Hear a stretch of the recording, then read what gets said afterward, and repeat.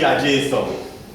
You understand me? So it could be Jesus up there in Hebrew. And Greek. Greek do have that neither, do have the J that alphabet. And the sound of a J, now later come together get a J sound. Latin now is a dead language and never have no J back here.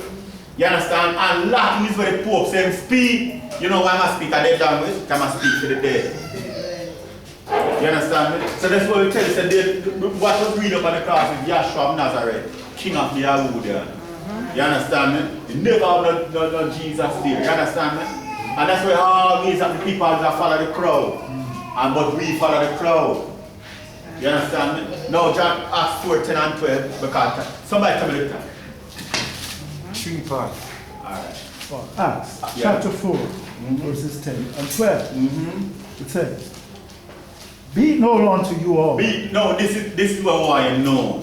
Be it known unto you all. And to all the people of Israel. And to all the people of the sound of my voice. Read. That by the name of Yahshua the Messiah of Nazareth, whom ye crucified. When you call him Jesus crucified the Messiah afresh. But when you never know, him wink at you. But now you know him name called, him name Yahshua. Read. Whom Yahweh raised from the dead. That's the name of the gospel. The gospel is the death, the burial, and the resurrection of Yahshua the Messiah. Even by him doth this man stand here before you hold. Yes. This is the stone which was set on out of you builders, which is become the head of the corner. Yes. Neither is there salvation in any other. For there is none other name under heaven given among men whereby we must say this name Yahshua. There is no other name. Somebody say what's that name? For Yahweh so loved the world that he gave his only begotten Son, that whosoever believeth in him should not perish but have everlasting life. Revelation. For Yahweh sent not his Son into the world to condemn the world, but the world truly might be saved. He that believeth on him is not condemned. But he that believeth not is condemned already. Why you condemned? Because he doth not believe in the name of the only begotten Son of Yahweh. And this is the condemnation. That light is coming to the world, and men love darkness rather than light, because their deeds were evil. So you hold on to Yahshua the Messiah while he may be found. You hold him, you understand? Don't let him go. No matter who you are going through, you hold on him. You understand me? Revelation 14 and 1. And I looked. This is John on the Isle of Patmos. And I looked. And lo, a lamb stood on the Mount Zion. And with him 140. 140 and 4,000. Having his name and his father's name written in their foreheads. The name is on you. Perfect letter Y. The nose this with the bridge across. Note you have 2 little A with the last line, that's the YAH. Then the cheekbone, that's the doubler. You understand? Then the E is in the A, and E was in Adam. And the next is that Yahweh and every man. This is the little thing that at breath, praise Yahweh. So you breathe. That's how everybody breathe. You understand me? Show that Yahweh, Elohim, Yahshua is the only savior of mankind's soul. You look at the trees, the branch of the letter Y. Yes, why from the sole of your feet to the crown of your head? You understand? The most asked question, I wonder why. You understand me? Colossians. And remember this, never forget this. That Yahshua the Messiah is resurrected. And supposed to resurrect in your heart and your mind. You understand? So receive Yahshua while he may be found. You understand me? Because guess what? This is, yes, everybody run down the line, no kill the sun out. They run down the line and run to get a visa, to go to America or go anywhere else. You need Yahshua the Messiah no more than ever for eternity. And what's eternal life? Joy, peace, and happiness if you have Yahshua the Messiah in your soul. But Yahshua the Messiah get in your soul by one spirit of God baptized into one body. You understand? That's how Yahshua the Messiah. Yahshua the Messiah get into a fine place in you, in your heart and mind. Thanks for your time. And all praise go to Yahweh and Yahshua. Hallelujah. Our second and final speaker for this evening will be the Dean of the Spanish Town Branch, Dr. Donna.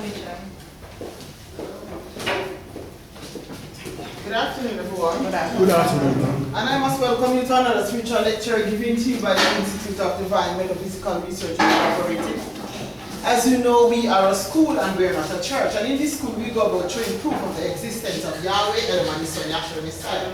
I must endorse the previous speaker and expounding on what Yahshua has laid on his heart and mind since sitting on this divine vision and revelation. And as you know, this teaching is for the saving of mankind's soul. Because Yahweh prepared a savior for mankind. Because Yahweh being the generator. There was a war in heaven, Revelation 12 verse 7. Michael and his angels fought against the dragon, and the dragon fought, and they were cast out. The dragon and his angels were cast out in the unfinished earth. When Yahweh created the man and put him in the garden, the devil deceived the woman, and the man died bidding for his bride. So Yahweh sent Yahshua, his son. In Revelation, the 5th chapter, verse 1. Revelation chapter 5. Yes. Verse 1. Yes, Revelation 14 and 6, the other reader. Yes. It says, and I saw in the night. Revelation 5 and 1. Yes. Revelation Read verse 4. 5 and 1. And I saw in the right hand of him that sat on the throne Yes. a book written. A book written. Read Within verse 4. and on the backside. Yes, read verse 4. Sealed with 7 seals. Verse 4. Mm-hmm. And I wept much, because no man was found worthy to open and to read the book, So it was neither to look asked, thereon. verse 3 to ask, who is able to open the book or open the seals? And he said there was no man found worthy. Read on, pick up the Yes. trend. There was no man found worthy. And one of the elders said unto me, Yes. weep not. Weep not. Behold, Behold. the Lion of the tribe of Yehudah. He says the lion. I notice they call him Yahshua the lion. He says the lion of the tribe of Yehudah. The So root of David. He says he's the root of David. But the same book in Romans 1 and 2, he says he was made of the seed of David according to the flesh, but declared to be the son of Yahweh with power by the resurrection from the dead. He's referred to as the root of David because that's the lineage that he came through. In Micah 5 and 2, he says, out of Bethlehem he should come forth, that is to be ruler in Israel. Genesis 49 verse 10 said, the scepter or the kingship or the rod shall not depart from Yehudah, nor the Lord even from between his feet till Shiloh come. That's Yahweh the Messiah. So the scriptures are pointing to Yahshua as the Savior. Because if there's a if Yahweh being the generator, and if there's a degeneration, because in Adam all died, Yahshua is the regenerator. And that's the simple plan unto salvation. Yahshua the Messiah is a Savior. And people are claiming that they were saved from back here. Then why would you be saved from back here and come down and die in Adam again? That would not make any sense. So from your Savior, you're sealed. So that's the reason why mankind need a Savior, because the entire creation, the entire earth, the souls died in Adam. So Yahshua came in John 11 verse 25 and he said, I am the resurrection and the life. So he gave the prophets visions and revelation, including Dr. Kinley. He gave him this vision and revelation, which conforms to the pattern, and it is in accordance with the prophets like Isaiah, Nehemiah, Jeremiah, the same vision that John had and the same vision that Moses had. Because Moses is seeing the purpose of Yahweh from the beginning to the end, and John is seeing from the end to the beginning. So, I mean, Dr. Kinley saw Moses and he saw John. So that's why he says, I'll overturn it until he comes. Whose right it is, I'll give it him. That's Yahshua the Messiah. So it necessitates Yahshua now to put on his work clothes, 9 divine principal attributes, and we didn't know the definition of spirit until we came down here. In John 4:24 it says Yahweh is spirit, but just who or what is spirit? When I read Exodus 31 verse 3, it's telling you that spirit is wisdom. He put upon those men to build the tabernacle, the spirit of wisdom. Exodus 31 verse 3. So we used to say that God is spirit when we were out there in the church, and spirit is God. But now he has given us a definition. Read on. Yeah. And I have filled him. I have filled him with the spirit of Yahweh Elohim. With the spirit of Yahweh Elohim. In wisdom. In wisdom. And in understanding. And in understanding. The root word of wisdom is to be wise. So you have wisdom, these 9 spiritual attributes. These are the characteristics of Yahweh. His makeup. In supreme intelligence, knowledge, wisdom. And in understanding. Love, honor, love, duty, justice, foundation for one strength. With righteousness, peace, and joy, the kingdom added to these. So when spirit takes on this shape and form, in this state the moderator told us that he is inconceivable, incomprehensible, and inscrutable, like the water in a gaseous state. Then he condescends to this Elohistic embodiment, representing water in a liquid state. Then John 1:14 says the word was made flesh, representing water in a solid state. So you have gaseous, liquid, and solid. Yahweh, the pure spirit, he condescended into this great anthropomorphic being. Then he manifested as Yahshua the Messiah, the word made flesh. Read on. Exodus 31, verse 3. Yes. And I have filled him with the spirit of Yahweh Elohim. So spirit is defined as, you could have stopped, they say, I have filled him with the spirit of Yahweh Elohim. In wisdom. In wisdom. And in understanding. And in understanding. And in knowledge. And in knowledge. And in all manner of workmanship. Skillful workmanship. Okay, so you see that spirit is divine attributes. So they told us that God is spirit and spirit is God, but here you don't get a definition. So now we know that the word, the characteristic of the word is divine intelligence, knowledge, love, beauty, justice, foundation, power and strength, righteousness, peace and joy. Took on the shape of this embodiment. He divested himself of his glory and took on his work clothes and came down in his linen garment, which is the flesh.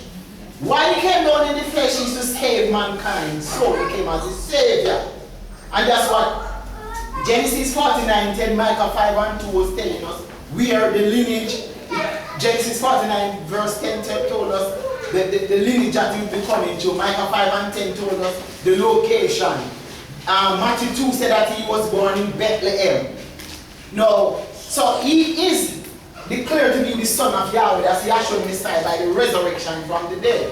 So his mission was to die, which he did. He died. He was buried in Joseph of Arimathea, new tomb, and he resurrected the third day. Because when he came in John 11 verse 25, he said, I am the resurrection and the life. Because all have sinned, and where sin is, the wage of sin is death. The payment for sin is death. So everybody was dead when he came on the scene. There was no one spiritually alive. They were physically alive, but they weren't spiritually alive. That's why he told them in the book that let the dead bury their dead in Matthew. Meaning that one can be psychologically dead and one is physically dead. So a man being psychologically or spiritually dead. Is it Matthew 9? Matthew 8 verse 22. Matthew 8, yeah. Where it said let the dead bury their dead. So in Exodus 15, when he came back there, Miriam sang a song and said, Yah is our strength and our savior, and he used to be our redeemer. So when he came in his first coming as Joshua, which is Yahshua, he was the savior. So he has declared the end from the beginning and from ancient times the things which are not yet done. So when he came back again as Messiah, because when he came back there as Yahshua, which they call Joshua, but it's truly Yahshua, you find out that he took off that work clothes there at Timnah Sarah. Then he came back to the line of Sarah as the Savior, which he died, buried, and resurrected the dead soul. That's where he brought back the souls from the dead. Read on, please. Yes, all of these. Genesis chapter 49 verse 10. No, just the one. I'll Right. to that one. Exodus 15 verse 2. Yes. Exodus 15 verse 2. No. Matthew 8 verse 21 and 22. And another of his disciples said unto him, Yes. Rabbi, suffer me first to go and bury my father. So he's asking Yahshua, one of his disciples, suffer me to go and bury my father. Permit me. Permit me, read. Matthew 8 verse 22. But Yahshua said unto him, Follow me. Follow me. And let the dead bury their dead. So that man must have been thinking, how could the dead bury the dead? So this is showing it, John 11:25 right away. So he's showing that one can be psychologically or spiritually dead. Because he's saying let the dead bury their dead. Now one man is physically dead, and the man that is spiritually dead is burying the physical dead. Now without that vision you could not be able to explain that. So what caused that spiritual degradation or that spiritual death? Romans 5, he says, in Adam all died. Romans 5:12. You don't really get that. You read what you're holding there. He said, let the dead bury their dead. Just that one. John 11:25. John 11 verse 25. Yahshua, 1 Corinthians 15:25. Yes. John 11:25. Yes. Yahshua said unto her, Yahshua, I am the resurrection and the life. So if in Adam all died, and let the dead bury their dead. You see that one can be psychologically and spiritual dead. So Yeshua is saying that I am. He didn't say all of us. Yeshua and all the prophets. We are the resurrection and the life. He said, I am the resurrection and the life. So it's one resurrector. And that's Yeshua the Messiah, one mediator. He's the only begotten of the Father. And this is why we set up these classes, to introduce you to this man, Yeshua the Messiah. So in Romans 5:14, you can see where it is said that in Adam all died. Verse 12. Yes. Wherefore, as by one man sin entered into the world, Because he told Adam, of every tree of the garden thou mayest freely, but of the tree of the knowledge of good and evil, which is in the midst of the garden, thou shalt not touch, taste, or eat. For in the day you eat, you shall surely die. That's the first mention of death. So read on. and death by sin. So death by sin. And so death passed upon all men. For So that death had passed upon all men. So when a baby person tell you that that baby, there's no sin in that baby, that is not true, because the psalmist wrote in Psalm 51, verse 3. He spoke about that from his mother's womb. So you find out that all, not one person, not even one person was alive when Yahshua came on this scene. Not even one. All have sinned. You can just imagine. And that's why when he spoke the story of this prodigal son, he said he wasted his substance with righteous living, and there was none to give him, because no man had any Holy Spirit. When he came on the scene, that's why this portion of the chart leading up to Yahshua depicts Egypt, death, hell, and the grave. So it becomes light with Yahshua, who is the resurrection and the life. And without the risen sun, there would be no light or life on earth. That is physically speaking, without this sun going through a death, burial, and a resurrection, there is no light. Because the lines or the rays give light and life. And that's why when you teach this teaching in lines, line up the principle, line upon line, precept upon precept, you are really knitting a garment for that soul. Just like the chart there, you're making a neck or a garment. So when you preach a line, that's why in Psalm 19 it says the lines are gone out throughout the world. So when you line up the principle, preaching death, burial, and resurrection, this is refreshing, wherewith you may cause the weary to rest. That's how we resurrect dead soul. And that's how one is brought back from the dead. Spiritual and psychological death. Read on. Yeah, Psalm 19, Oh, verse no, 4. that wasn't finished. For until the law, sin was in the world, He said, for until the law, sin was in the world. but sin is not imputed when there is no law. Because what is the definition of sin? We didn't know this thing. I wanted from the book in 1 John. What is the definition of sin? They told us that sin is to smoke a cigarette, cream your ear, wear earring. But my question to the world is this. When Adam sinned, when Adam died, willingly, when sin manifested itself in the body, everything that they're claiming to be sin down here, short dress, was it there in the garden? No. They were naked, earring, cream hair. So how did they sin? What is the sin? What is sin? From the book's definition. That's why Isaiah 8 and 20 says, to the law, to the testimony. If they speak not according to this word, it is because there is no light or Holy Spirit in them. How are you going to give a definition of sin? When the scripture says, all the scriptures that are given by the inspiration of Yahweh, they are profitable for doctrine, for correction and instruction in righteousness, that the man of Yahweh may be thoroughly furnished unto all good work. That means the definition of sin must be in the book. The definition of gospel must be in the book. Yes. So we are going to look at the definition of sin from the Bible's perspective. 1 John, yes, chapter 3, verse 4. Verse 4. Yes. Whosoever committeth sin. Then I'm going to go back to Romans. He said, whosoever committed sin, transgresseth also the law. Transgresseth also the law. But Romans 2:14 clearly states that the law was not given to any Gentile. That physical law, Romans 2:14 says, for when the Gentiles which have not the law, do by nature the things contained in the law, these having not the law are a law to themselves. So you have to have a law before you can sin.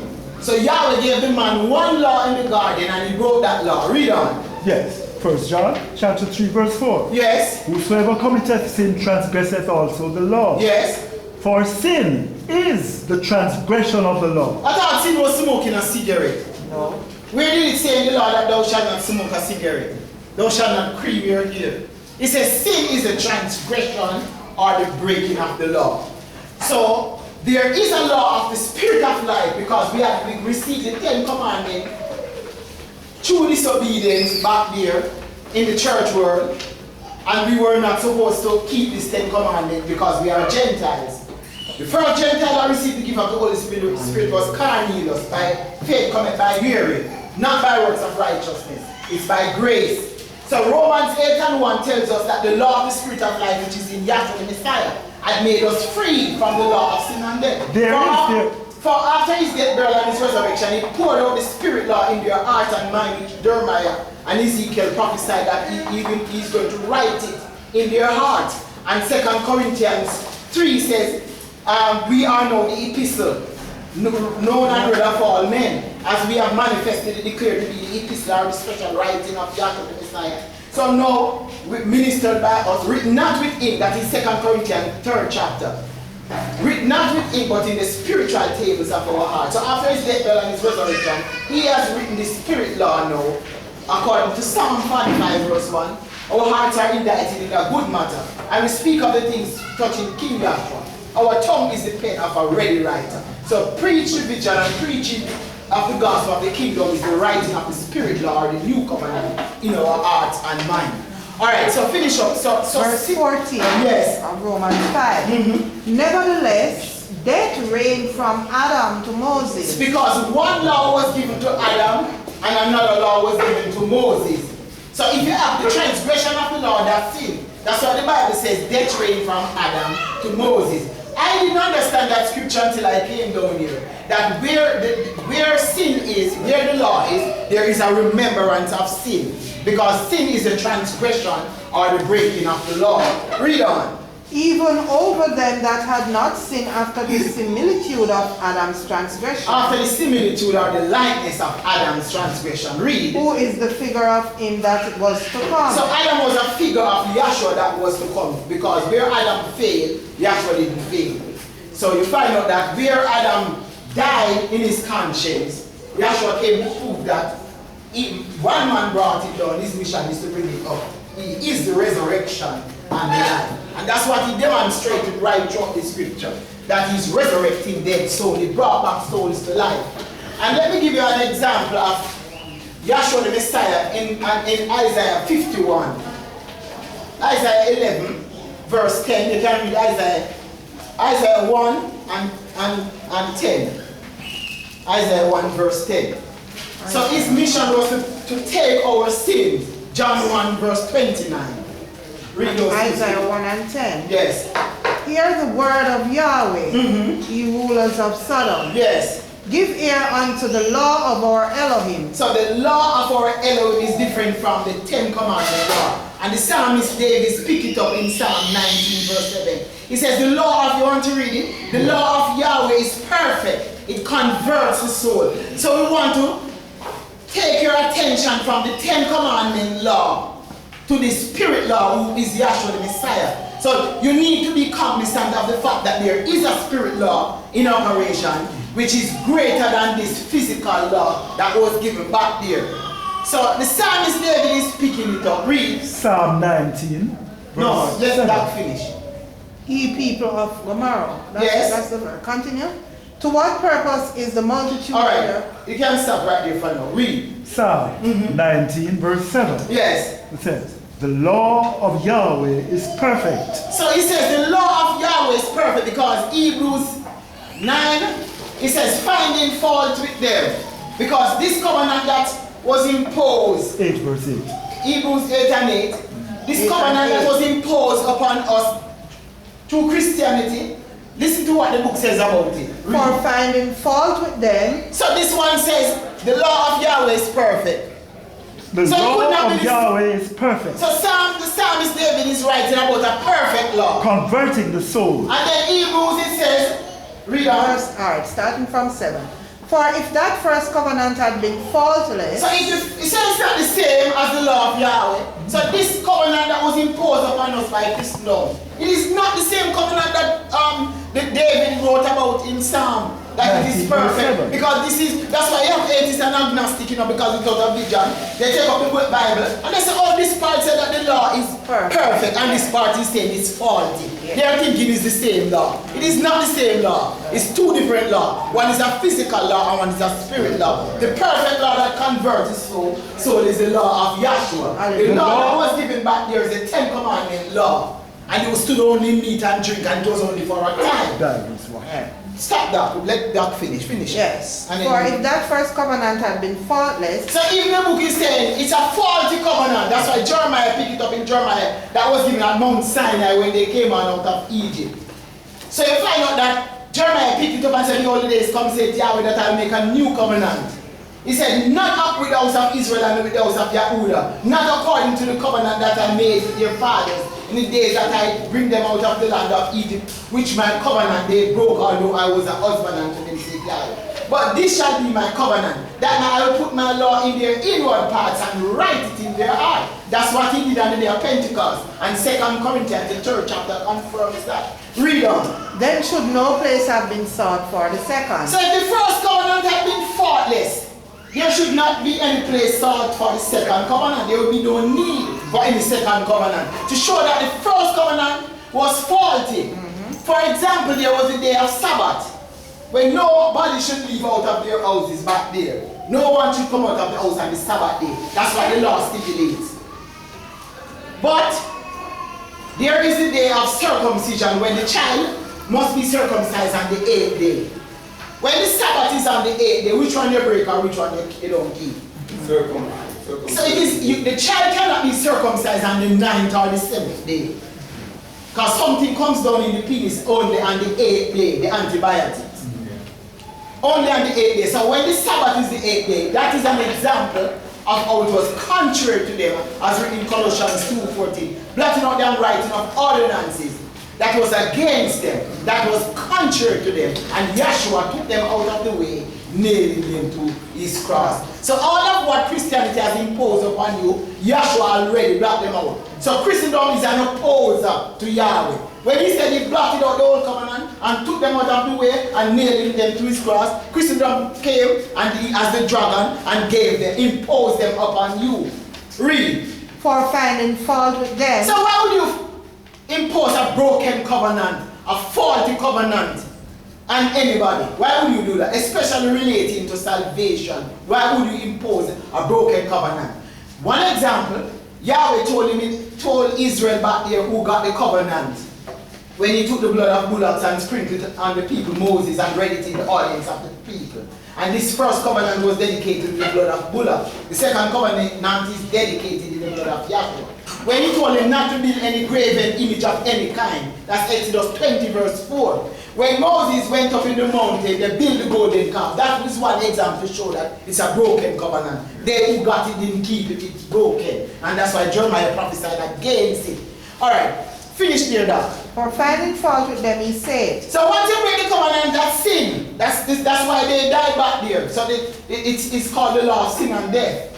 So you're seeing something else to die, but back there when they broke the law, Yahweh commanded that anybody who had anything to do with the golden calf, they should die. And they died back there. Read. He said. He said. Behold, the days come, saith Yahweh. Behold, same thing that is written in Jeremiah. Behold, the days come, saith Yahweh. When I will make a new covenant with the house of Israel. I know the word new. Now, if I am buying a new shoes, would I go and buy the same pair of old shoes? No. The new means it's a different covenant. Yes. A new covenant. So one is physical and one is spiritual. Alright, that's enough there. I'll finish up what you're reading. You want Psalm 19? Yes, Psalm, the law of Yahweh. So, we're showing you Romans 8 and 1, and then I'll go on to the gospel. Psalm 19, verse 7. Yes. The law of Yahweh is perfect. Where is this law of Yahweh? He said the law of Yahweh is perfect. Is the physical law that was given to Israel perfect? No. We just showed you some errors and some contradictions. It's not perfect. So it's not referring to that. He said the law of Yahweh is perfect. There is therefore now no condemnation. Go back to what? The law of Yahweh is perfect. It's not finished. The law of Yahweh is perfect. Yes. converting the soul. It converts the soul. The testimony of Yahweh is sure, He said the testimony, because the law and the testimony of Yahweh is sure. making wise the simple. Making wise the The simple. statutes of Yahweh are right, And he said the statutes of Yahweh are right, meaning righteous. rejoice in the heart. Rejoice in the heart. Read on. The commandment of Yahweh is pure, So the commandment of Yahweh is different from the 10 commandment law. It is pure. enlightening the eyes. He said it enlightens the eyes or the soul. So there's a difference. That's it. Okay, that's it. Psalm It 19 verse 9. goes until he says they are righteous altogether. Psalm 19 verse 9. Yes. The fear of Yahweh is He clean, said the fear of Yahweh is clean, enduring forever. enduring forever. The judgments of Yahweh are true and Because- righteous altogether. And back there they had judgment. Everything that is mentioned there, yeah, is back there. But it keeps saying of Yahweh this time. Of Yahweh. Because back there they had laws and judgment. He said the judgment of Yahweh, because Yahshua the Messiah is Yahweh's judge. And Acts 17 points him out to be the righteous judge. Read Acts 17:31. He said he has appointed a day. It's not the judgment back there, no.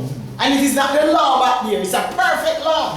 And that's why we tell you that the tabernacle is manifesting the law, because you have 7 steps. And 7 denote perfection. And that's why everything is governed by the law of this tabernacle pattern. That's why everything conforms to the pattern. That's it. And the definition of Elohim is the tabernacle. It shows that Elohim is this law. And just like you have the law of gravity, you can't see it with the natural eyes. You need a vision to see. And that's why you need a vision to see this law of Yahweh. And it's a convert soul. The physical law can convert soul. It was faulty, and it was dedicated to the blood of Bullock. Read on. Because he hath appointed a day. He had appointed a day. Acts 17. Because he spoke about the judgment, and he says the judgment, Psalm 19 says the judgment of Yahweh are true, and they are righteous altogether. More to be desired are these So it shows that the judgment back there were unrighteous. But the judgment today, who is Yahshua, who is the righteous judge, are true he said the judgments of Yahweh are true. and righteous altogether. So right there you have judgment and righteousness being put together. Verse So, 10. it's More to be desired are they than gold, more to be desired than yea, than much fine gold, Alright, that's enough. sweeter Here. also than honey, and the honeycomb. Okay, read that. Romans 8. No. He has appointed a day when he will judge the world. So Yahshua now is that righteous judge. Acts 17:31. Yes. 31. Because he hath appointed a day Yes. in the which he will judge the world. So remember we had judgments back here. Then they were judging after sin. No, he said he has appointed a day in the which he he will judge the world will judge the world. in righteousness. Notice the root word of right is righteous. Righteousness is right. So he will judge the world in righteousness. So what is he looking for in us? Himself. Is he looking for sin? No! John Simon said the only Lamb of Yahweh which taketh away the sin of the world. And 1 John the 3rd chapter says, the 5th chapter also, says whosoever is born of Yahweh, Sinneth not. sinneth not. I want you to read that, then we are going to go on and preach the gospel.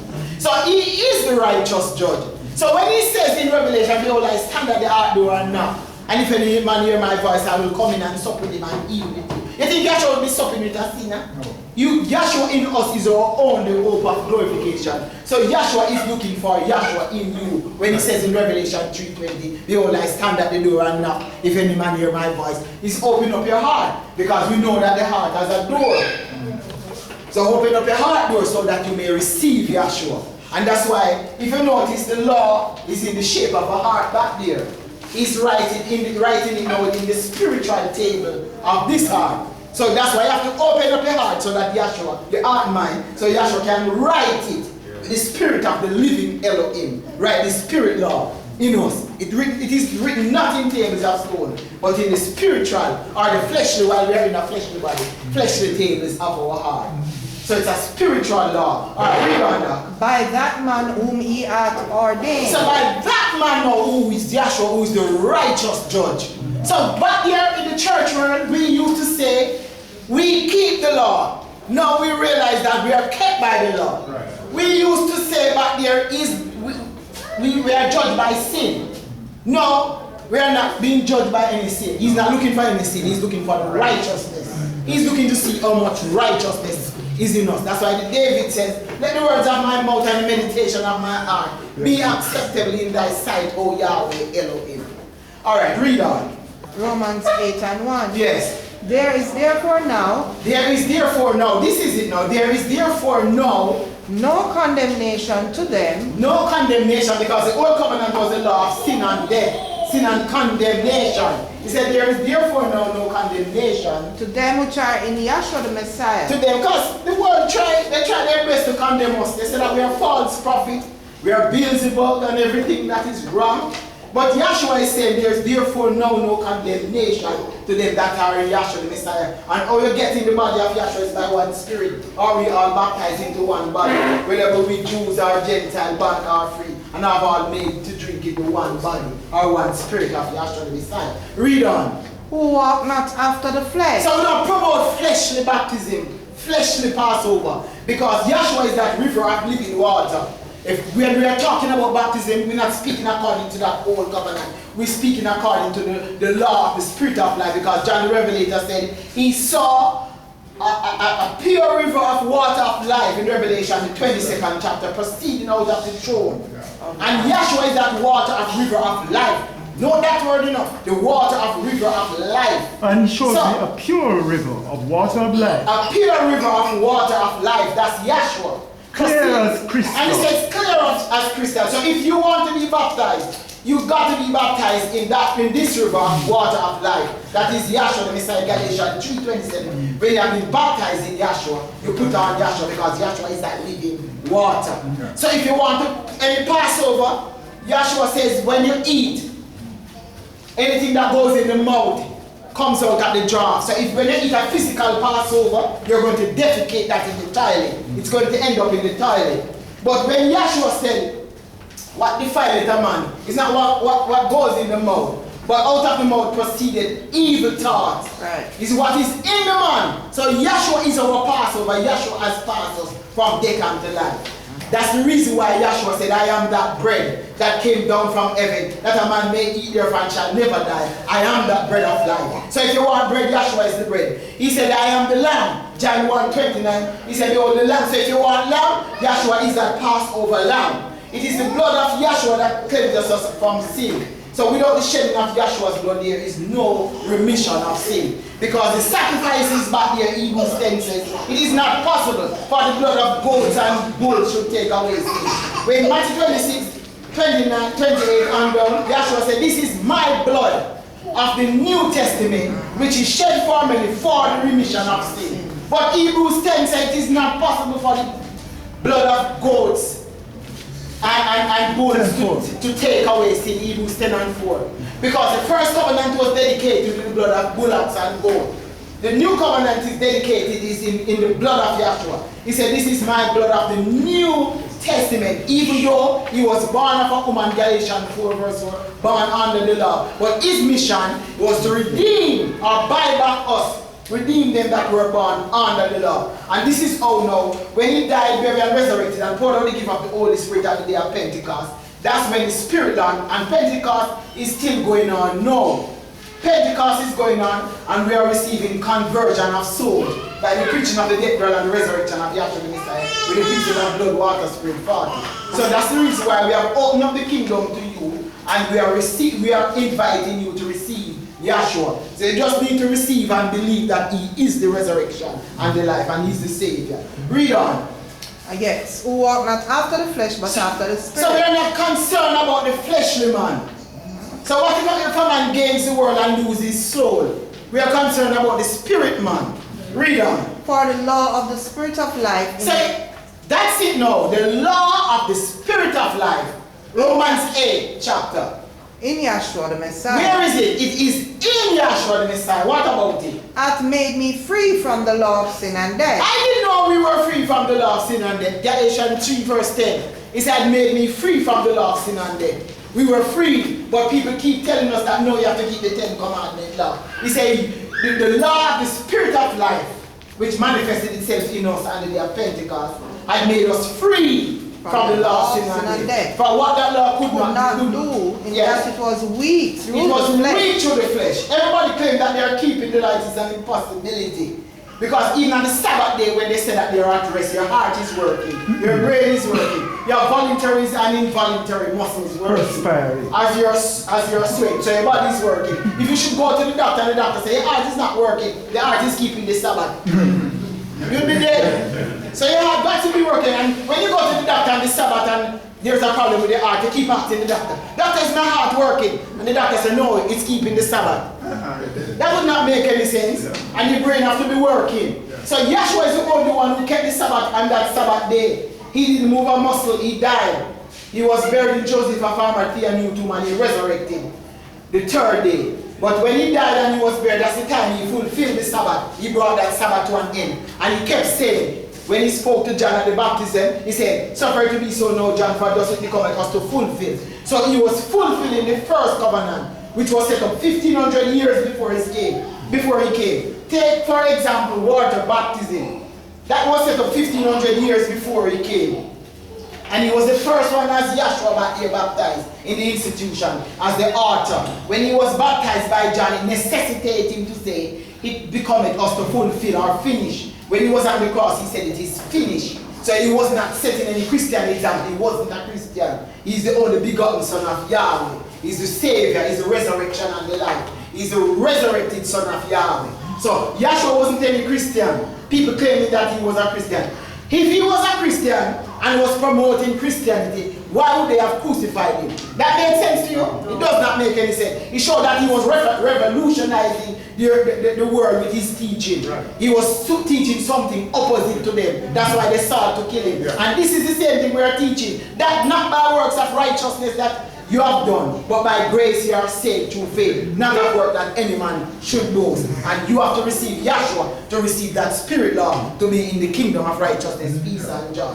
So you find out that he said that in Matthew 16 verse 19, I'll give unto thee the keys of the kingdom. Who is this man giving the key? Matthew 9, 24.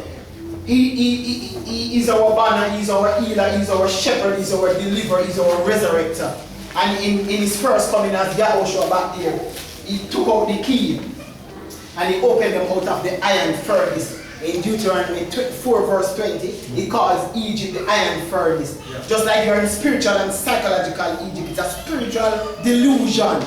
It's a spiritual confusion. No man can take you out of that spiritual delusion or spiritual darkness except Yahshua. When he came, he said, I am the true light that lighteth every man that comes in the world. He illuminates souls. And just like when he spoke to the centurion, and the centurion says, you are not worthy to come under my roof. Just speak the word only. We just preach the gospel, and if you believe and receive, you will live. And that's what Yahshua is doing.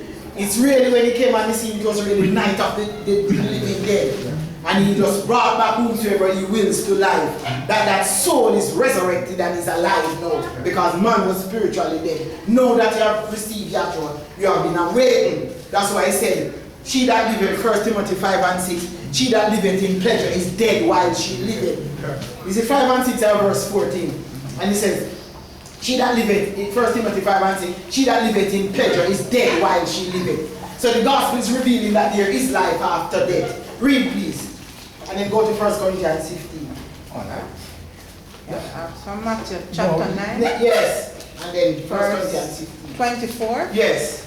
He said unto them, yes. Give place, for the maid is not dead, but read sleepeth. Alright.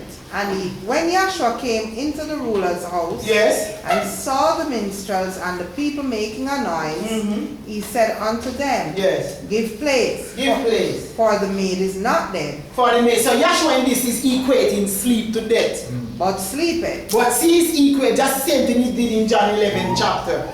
When he, with Lazarus.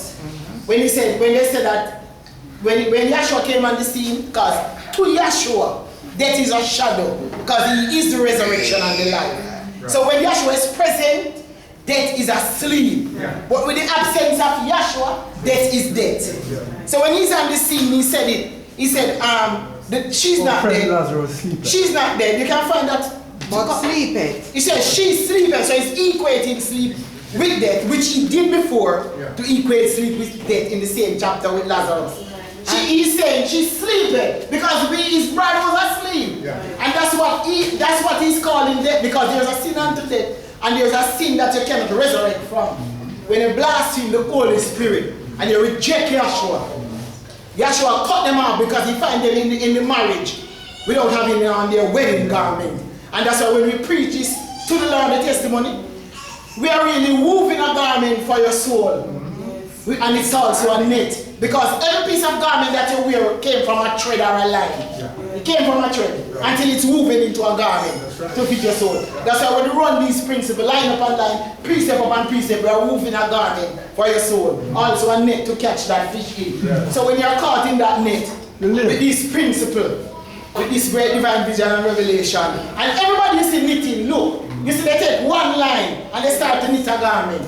If it's a blanket or a dress, and that's the reason why we preach the gospel, to knit the soul, so we can clothe you in righteousness, peace and joy that you may live. Because if you're found naked or not having on this garment, line upon line, precept upon precept, a little from the law, this is what is moving the garment. Just like you see the chart look like a garment or a mat or a net. So when your soul is encapsulated in this garment, no, Yahshua knows. Because he gave that formula that you will be drawn to him. But if you don't have the right garment, I have a Christianity garment. Because there's a book in the scripture in the book that says, let us be called by his name, but we will wear his own garment. You can't wear your own garment. You must go according to line upon line, precept upon precept. Because all lines and all roads lead to the sun. Just like the psalmist David wrote, in the tabernacle is also a sun, because the tabernacle, everything conforms to the tabernacle, the lines. So the psalmist David pick it up in it, there's a tabernacle for the sun. So the tabernacle gives light and life to every principle. So these sun rays, as the psalmist David wrote, the lines are gone out into the world. The lines go back to the sun, isn't that so? If the lines or the rays come from the sun, they go back to the sun. That's why when the sun picks up anything, if it's in dirty water, and it pulls up the water is purified and becomes clean. So everything is drawn to the sun. And that's why I have lines of longitude and latitude. They are invisible lines, but you have to set a compass. And they lead somewhere. So this teaching set the compass, and this compass lead to Yahshua. So it gives you the coordinates. Because if you just follow a line, you don't have any coordinates. You're lost. So this teaching gives you a foundation, it gives you the coordinates, and it gives you where to go, to whom you are going to. And it tells you how, when, why. So you're aware, you're educated, you know what you're doing, that everything is drawn to Yahshua. So when he came and said, you're not disorientated, you're not lost. And just like it, where I was coming on the plane, that pilot had to set his compass 77 degrees west of Greenwich. 18 degrees north of the equator in the northern hemisphere. And when he sets that parallel, those are invisible lines. Just like when we preach the gospel, they are invisible spiritual lines. But it leads to somewhere. So when you come to this class, your faculties are put together. You can see, you're having a vision, and you're going to learn the prophet that leads to Yahshua. So when we say wean from the milk and drawn from the breast, we are not saying don't go to the land of the prophet. You have to first go to the land of the prophet, then you have to leave on the land of the prophet and get to Yahshua, who's the fulfillment and gives the spiritual reality, so that you are translated in the kingdom. And when you start to minister now, when you are translated in the kingdom, he has, in Hebrew he said, and in Psalm, he has made his angels spirits. And a flame of fire. And an angel is a ministering spirit. Psalm 104 verse 4. So Psalm 104 verse 4. So when you start to minister now, and in Corinthians he said that utterance may be given to me, that I may preach the gospel. And he sent them on all the world to preach the gospel to every creature. He that believeth and is baptized shall be saved. He that believeth not is damned. So when you start to preach the gospel, you become an angel. In righteousness, peace and joy. Just like John said, he saw an angel fly in the midst of heaven with the everlasting gospel to preach. So you have angel and gospel going together. So when you become a ministering spirit, when you start to, we are the epistles known and read of all men. That's why he's writing this gospel in our hearts and in our minds. So when the iron furnace back there, are you holding anything? Yes. Isaiah 4 verse 1. And then 1 Corinthians 15, yes. And in that day 7 women shall take hold of one man, yes. saying, we will eat eat our own bread. So this is it. They said we will eat our own bread. And wear our own apparel. That's what Christendom is saying. They will eat their own bread when Yahshua said, I am that living bread that came down from heaven. They are eating dead bread. And wear our own apparel. 2,000 years expired. See here? 2,000 years expired. And they're giving you that bread. That's why Yahweh says their table are all full of vomit. After they're eating something 2,000 years expired, they must be vomiting. That's why they're standing in the pews. And it stinks. And Yahweh said in Isaiah that he hid his face from them because they're still under that bloody covenant. Men's just Israel reaching to intercourse for Yahweh. And Yahweh said, no, I don't intercourse with men. I'm not going to intercourse with men's just Israel. And Daniel prophesied that in the midst of the week, the sacrifices shall be cut off. Because Yahshua came in the midst of the week of dispensation to cut off that blood as the ultimate sacrifice. Romans 10 verse 4. It is the ultimate sacrifice without the shedding of Yahshua's blood. So he stopped. Men's just Israel also is now intercoursing with his bride. That's it. Read on. We will eat our own bread. So they are eating their own bread. And wear our own apparel. And they are weaving their own erroneous doctrine. Only. And the apparel is the gospel line upon line, making that garment of glory. Because all garment comes from a line until it makes a net. Isn't that so? So when you weave the principle together, you get a net. So it's have to start with the line. That's why it started with the line. Perfect. Read on.